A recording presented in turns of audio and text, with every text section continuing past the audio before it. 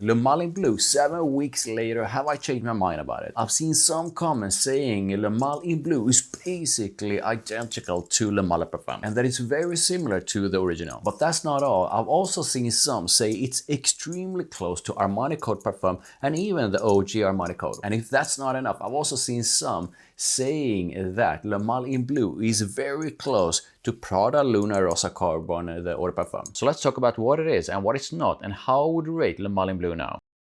So I've done a Le Male in Blue review. I'm gonna link to that review somewhere up here and in the description below. But I thought it was time for me to expand my thoughts on Le Male in Blue. So I'm gonna get to any similarities and differences to the fragrances I recently mentioned in a short while. But let's start with what Le Male in Blue smells like. So the opening to my nose is extremely aromatic. And right away you're getting a dose of aromatic freshness and brightness. And pretty much right away I'm actually thinking of the OG Le Male, but more on that later. So Le Male in Blue has anise, lavender and benzoin, and pretty much right away, together with the aromatic freshness and brightness from lavender, you can pick up on the anise. To me, what the anise in Le Male in Blue basically does is that it amps up the aromatic freshness of the whole thing and also adds a sweet touch to it all. So anise can smell so different depending on how it's used, but to me, the anise in Le Male in Blue basically comes across as a herbal and aromatic kind of freshness with quite a prominent dose of sweetness. And he also brings a bit of spiciness to it all, rather than something that is sort of a licorice-ish. I do not feel the anise in Le Male in Blue is something that goes in the direction of being something licorice-ish. So the opening through to the mids, at least to my nose, is basically a combination of lavender and anise. It's intensely aromatic, fresh and bright. You have a candy-like kind of sweetness to the whole thing, and you also get a bit of spiciness. The more the whole thing goes into the dry down, the more I feel the whole thing gets even sweeter, even more aromatic and spicier. But the main twist in the dry down is that it does get softly woody and a bit ambery. There's no mention of vanilla in the nose, but I'm definitely picking up on a soft hint of vanilla. Its sweetness changes from something that was sort of a fresh sweet in the opening through to the mids into a kind of sweetness that I feel has a bit more warmth to it, and a kind of sweetness that could almost be described as something that is a bit caramel-ish together with soft vanilla. I said this in my review of Le Male in Blue, but the main stars of this fragrance is the lavender and the anise, which basically shines the most in the opening and the mids and a bit into the dry down. That duo is basically what really makes this a bit original. The more that duo gets softer, the less original I feel Le Male in Blue gets. And I do feel sort of simplified that what you're getting with Le Male in Blue is basically quite an intense but somewhat nuanced dose of aromatic freshness and brightness. The anise gives it a somewhat kind of unique sweetness that to my nose, but this is so subjective, basically gives the whole thing a sort of a caramel-ish, vanilla-ish kind of sweetness. And the dry down is where the whole thing gets softly woody and a bit ambery. I still feel that what connects Le Male in Blue to the line is basically the lavender. The anise and the lack of a prominent dose of vanilla definitely pulls this away at least a little bit from the other ones. With that said, the one in the Le Male line I feel it has the most sort of similarities to, it's actually the OG. Le Male in Blue definitely feels the most inspired of by the OG. And it could almost sort of simplified be described as if you would take the OG and just keep the top end of it. So just keep its lavender, but make its aromatic freshness and brightness even more bright and even more intense. And also change its spiciness and sweetness. Le Male in Blue is a more minimal version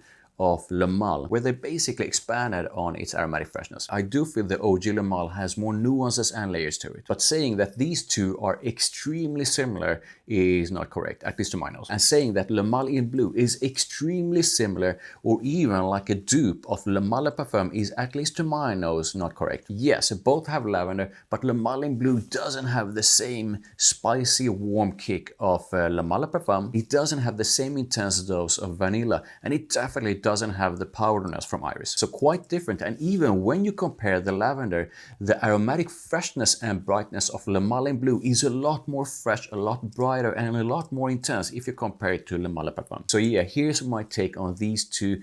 There's a bit of similarity here, but I do feel these two move in different directions. Let me know how you feel about my take on that in the comments. So is Le Male in Blue super similar to Armani Code? No. Again, at least to my nose. If you are going to compare it to the Armani Codes, I do feel it has more in common with Armani Code Parfum. But with that said, I do not feel these two are the same. They do not have the same kind of freshness. Armani Code Parfum has quite a prominent dose of iris, which in Code Parfum, together with its freshness, comes across as a more sort of an airy kind of powderness. That does not exist in Le Male in Blue. And that signature Armani Code Vanilla does not exist in Le Male in Blue. So I mean, you can always in one way or another find something that is in a way a bit similar, but I do not feel these two are that similar. And I had a few comments saying that these two are similar, which actually surprised me quite a bit. What I do feel Le Male in Blue and Prada Luna Rossa Carbon, the Eau de Parfum, have in common is the lavender. However, the lavender in Le Male in Blue is a lot brighter, more intense, and also a bit more nuanced. Both have a sexy dose of sweetness, but I do feel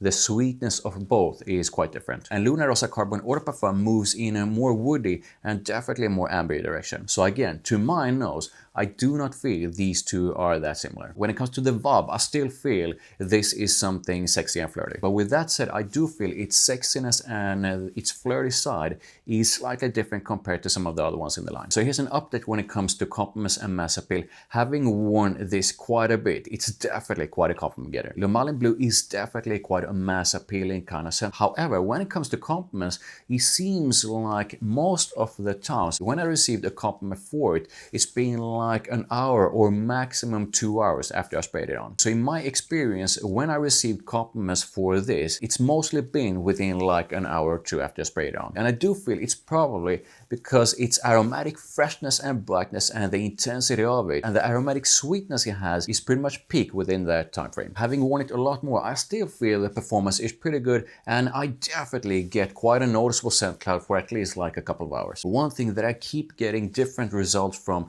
is the longevity, and I'm not sure it's because if I'm going like nose blind or something, but sometimes it definitely lasts quite a while, and sometimes I do feel it disappears within like 3 or 4 hours. I would love to hear your thoughts on the performance of Le Male in Blue, so let me know in the comments. I do want to point out something though about the performance of Le Male in Blue.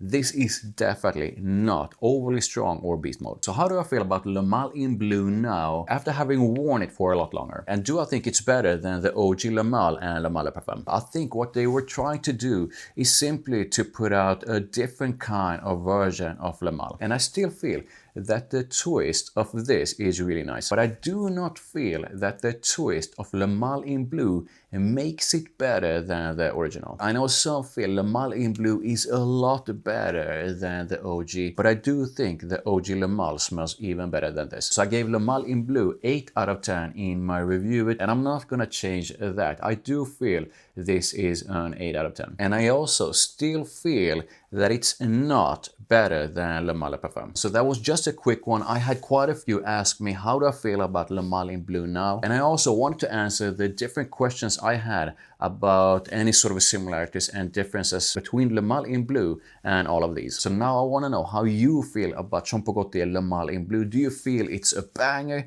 Is it a dislike, or is it just mid? Let me know in the comments. Drop a like and subscribe for more, and make sure to check out my other videos over there.